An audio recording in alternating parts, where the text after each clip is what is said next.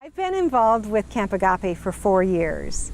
1 year as a buddy and 3 years now as a counselor. In the last 2 years, I've been the lead counselor. So I get to come and do the grief training and spiritual training for all the volunteers to start off with, and then facilitate the counseling team while we're here together.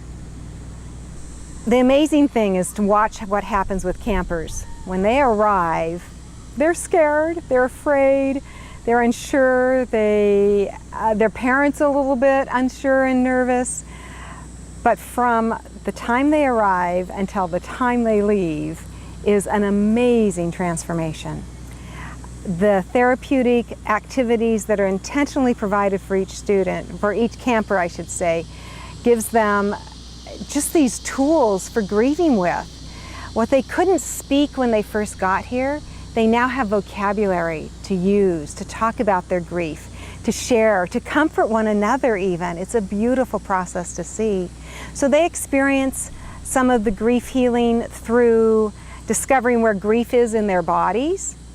They also discover healing for their grief as they process forgiveness, experience forgiveness, and then give forgiveness away. They get to sit on top of a horse and pick up these balls that represent all the varying emotions that they might have in their grief experience, and for the first time discover that when they share those feelings with someone, it lightens their load. Their little heart is heavy with grief, just like a grown-up heart is heavy with grief. And now that it's shared, it dispenses that pain and that burden for them. It's a magnificent thing to watch and to observe. They get to experience other tools like journaling. And today I just watched my 7 and 8 and 9-year-olds draw their journals, speak their journals to their buddy as they wrote down.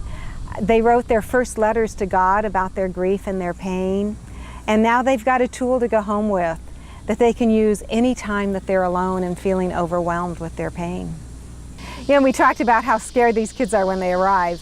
One of the very first opening icebreakers that they experience is we all get together in a circle with each of the teams, and we've got a big ball of yarn and we toss it after we've introduced ourselves and told everybody the person in our life who has died.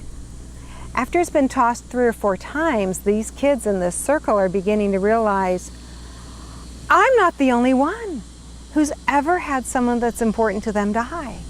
When they've tossed it around the entire circle, then there's this just web of string all over the place. We pull it tight and they see this beautiful design, and they recognize how connected we all are because we've all shared that kind of experience of saying goodbye to someone that's special and important to us. And many of us keep a piece of our child's string, put it around our wrist or our ankles as just that friendship bracelet to remember our campers by. It's pretty special. I do meet families often whose children or grandchildren are now grieving the death of someone really close to them, very important to them.